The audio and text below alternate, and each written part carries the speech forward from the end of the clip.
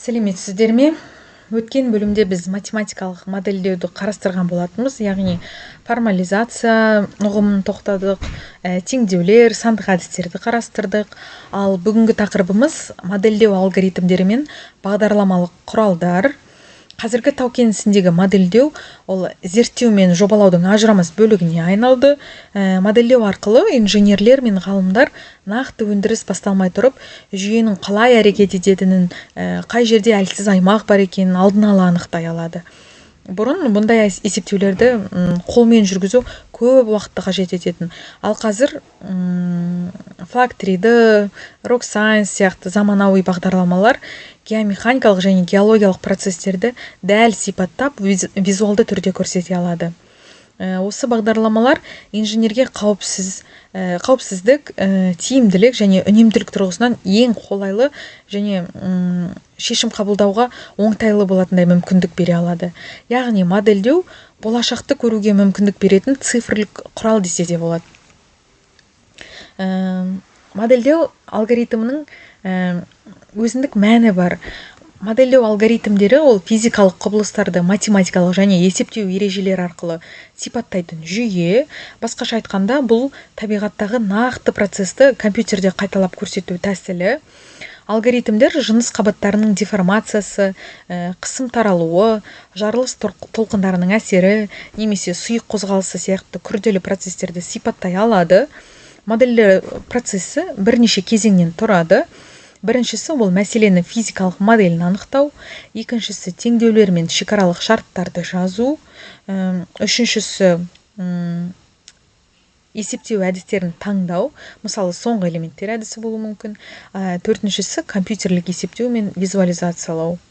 Осы кезеңдерден кейін инженер алынған нәтижені талдап, нақты өндіріс жағдайына бейімдейді. Осылайша алгоритмдер шынайы әлем мен виртуалды модель арасындағы бір көпір рөлін атқарады. Жаңағы айтып кеткен бағдарламалардың бірі Flag3D бағдарламасы. Ол үш өлшемді кеңістіктегі жыныстардың және де тау кен құрылымдарының деформациясын, кернеуін, тұрақтылығын талдайтын ең қуатты жүйелердің бірі. Бұл бағдарлама дененің қозғалысын уақыт бойынша үздіксіз қадағалайды. Flag3D тау жыныстарының пластикалық деформациясын, ығысу аймақтарын, жарылыс немесе шөгу салдарын дәл есептеуге мүмкіндік береді. Мысалы, үлкен карьердің еңісін жобалау кезінде инженер осы бағдарламаға модель жасап, әртүрлі бұрыштар немесе әртүрлі жүктемелердің әсерін сынай алады. Соның арқасында шынайы өндіріс алдында ең қауіпсіз параметрлер таңдалады. Сондықтан Flag3D бұл күрделі үш өлшемді есептерді шешудегі инженердің сенімді құралы іспеттес. Тағы бір бағдарлама ол RockScience, RC2 дейді, яғни RockScience компаниясының екі өлшемді механикалық модельдеу жүйесі. Ол соңғы элементтер әдісін қолданады, және де бұл әдіс жыныс массасының кернеу мен деформация өрісін жоғары дәлдікпен есептеуге мүмкіндік береді. RC2 бағдарламасы әсіресе туннель, үйінді немесе тіреу конструкцияларын жобалау кезінде өте тиімді болып саналады. Бағдарлама арқылы инженер шекаралық шарттарды, материал қасиеттерін енгізіп, әртүрлі жүктемелер кезінде нысанның тұрақтылығын бақылай алады. RC2 интерфейсі қарапайым және де ыңғайлы, нәтижелер контурлық карта немесе түстер шкаласы арқылы көрсетіледі. Мысалы, белгілі бір аймақты кернеу шегінен асқан нүктелер қызыл түспен белгіленеді. Бұл визуалды тәсіл инженердің шешім қабылдау процесін жылдам әрі нақты етеді. Тағы бір айта кететін бағдарлама ол Surfer бағдарламасы. Ол геологиялық және геофизикалық деректерді визуализациялауға арналған өте тиімді бағдарламалардың бірі. Ол Golden Software компаниясымен әзірленген және де негізінен жер бедерін карта түрінде бейнелеу, пайдалы қазбалардың таралу аймақтарын анықтау және жер асты суларын және температура өрістерін талдау үшін қолданылады. Surfer бағдарламасында алынған деректер изосызықтармен, үшті беткейлермен немесе қималар түрінде көрсетіледі. Бұл геологиялық мәліметтерді көзбен шолуға мүмкіндік береді. Мысалы, ұңғымалардан алынған сынаманың деректері енгізіліп, пайдалы қазбалардың кеңістіктік таралуын карта түрінде көрсетуге болады. Яғни өте ыңғайлы визуалды түрде. Осы арқылы кен орындарының геологиялық құрылымы айқындалып, бұрғылау жұмыстары оңтайландырады.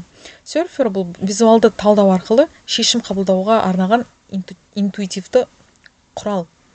Жалпы осы айтып кеткен Flag3-ді, RC2 және Surfer бағдарламалары модельдеудің әртүрлі бағыттарын қамтиды, бірақ олардың мақсаты ортақ, яғни күрделі геотехникалық процестерді болжау және талдау бұлардың ортақ мақсаты. Бұл бағдарламалар бір-бірін толықтырып, тау-кен инженері үшін кешенді талдау жүйесін құрайды. Олардың арқасында инженер әртүрлі сценарийларды сынап көріп, ең тиімді әрі қауіпсіз шешім қабылдай алады.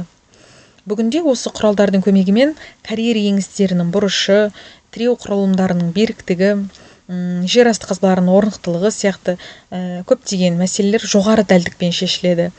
Модельдеу бағдарламаларының басты артықшылығы тәжірибені виртуалды түрде жүргізу мүмкіндігі, яғни инженер өндірістегі қауіпті жағдайларды алдын ала компьютерде сынап көреді.